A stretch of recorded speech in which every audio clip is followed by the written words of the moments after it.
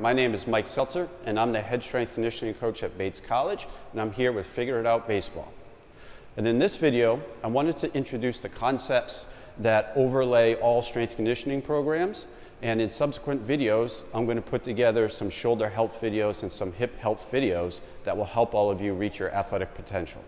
Okay, so I'm going to pull in the whiteboard.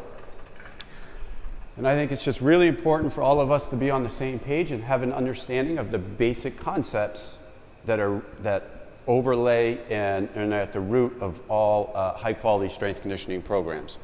The first, what are the two main goals of a strength conditioning program? Goal number one is always going to be to make the athlete more resilient to injury, make that athlete more resistant to the injury. Okay? Goal number two is then the improved athletic potential or performance of the athlete. Okay? Now, what that means, if we come over here, you can see the pyramid.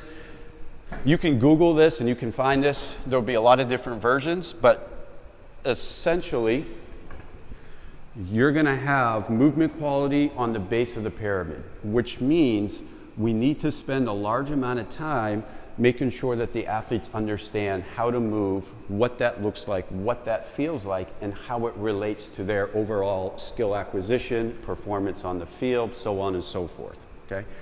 When we've done this, we can then move into the performance. Now, the performance block is all the sexy stuff that we think about in related to strength conditioning. So this can be your strength training, this can be your agility training, your speed training, your high velocity movements, your plyometrics, excuse me, all of the stuff that we really think of when we think of performance, that would fall into this block. Okay? If we've successfully done a large amount of that stuff, we then filter it into skill acquisition. Skill acquisition is what you do with your coaches on a day-to-day basis. So it could be me breaking down somebody's lead-off position and how they're going to move their bodies to create a better jump to steal second. But it can also be your hitting coach breaking down the better mechanics of hitting for you or better pitching mechanics if you're on the mound. What we want to take is a high quality of movement, couple that, and on top of that build strength and performance parameters, and then that allows the coach, the skill coach, to teach you and teach your body how to move in a more efficient way to improve your bat speed, to improve your throwing velocity. Okay? The other thing to think about is when we get hurt, what does that mean?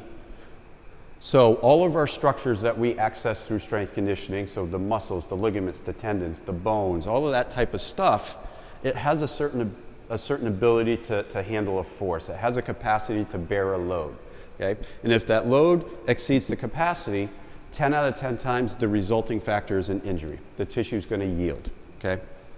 If the load is less than or equal to the capacity, we're in some form of a rehab/training situation. So if you just think about if you've ever rolled your ankle, gone to any type of PT for it, the exercises are really low in intensity.